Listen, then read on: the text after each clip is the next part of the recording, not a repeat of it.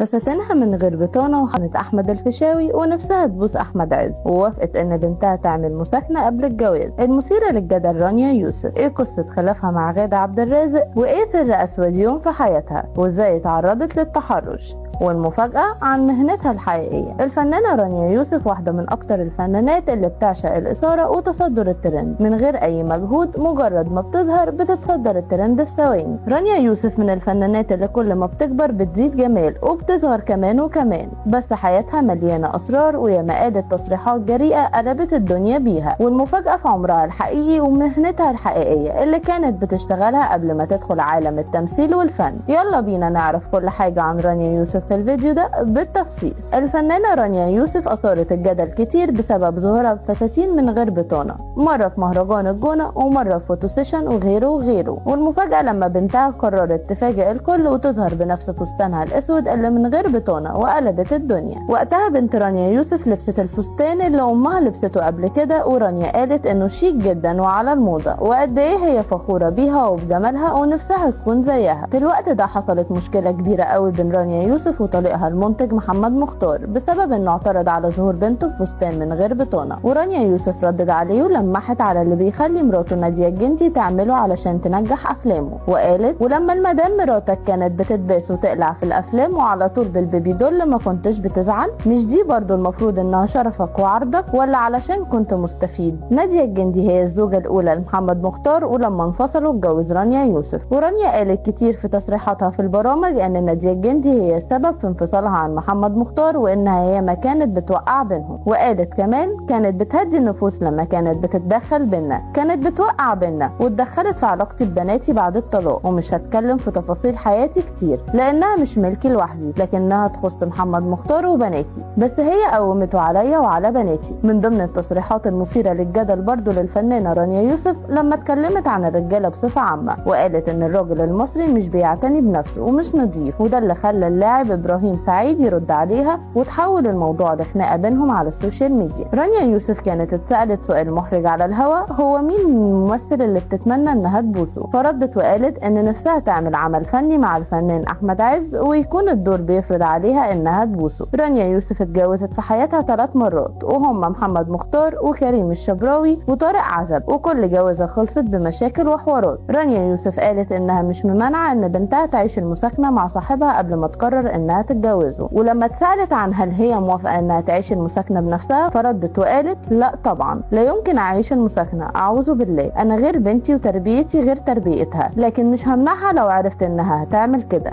مش هتدخل في قرارها لان قبولي او رفضي مش هيغير حاجه. وكشفت رانيا يوسف عن انها تعرضت للتحرش وهي عندها 18 سنه على ايد احد الاشخاص المقربين من اسرتها، ووقتها كانت في رحله اثناء عملها مضيفه جويه. ويا ترى ايه اسود يوم في حياه رانيا يوسف؟ رانيا يوسف قالت ان في يومين يعتبروا اسود يوم في حياتها، وقالت ان اليوم الاسود الاول هو الليله اللي قررت فيها انها تتطلق من محمد مختار ولا يمكن تنساها، لان في عشره وفي 12 سنه جواز وفي اطفال وفي حب وتفاهم وحاجات كتير، بس هي ما كانتش مرتاحه في الوقت ده. واليوم الاسود التاني قالت عنه برضه ليله ما اتحط في عربيتها مخدرات ونزلت الصبح لقت البوليس عند العربيه، ده كان من جوزها التاني. وقالت ان الليله دي كانت غريبه وكانت اول مره تدخل فيها اسم ونيابه ومش فاهمه ايه اللي بيحصل لها، بس كانت عارفه ايه الحكايه وانها اول مره تتحط في موقف زي ده، ولو كانت ساقت 5 دقايق كمان كانت لبست 25 سنه ظلم. رانيا يوسف من وهي صغيره وهي بتحب التمثيل وياما كانت بتجسد شخصيات وتمثلها، وده ادها فرصه تمثيل مع كبار نجوم الفن واللي اهمهم كان الفنان الراحل نور الشريف، وده اكتر عمل ظهرت فيه الفنانه رانيا يوسف وهو مسلسل عائله الحاج متولي. ورغم انها كانت ظاهره في المسلسل انها بنت الفنانه غادة عبد الرازق، الا انها خلال سنين قليله قدرت تكون بطله منافسه للفنانه غادة عبد الرازق وظهرت معاها في فيلم ريكلام، ولكن ما كانتش تعرف ان الفيلم هيتسبب في مشكله كبيره بينها وبين غادة عبد الرازق، وحصلت قطيعه بينهم سنين كتيره،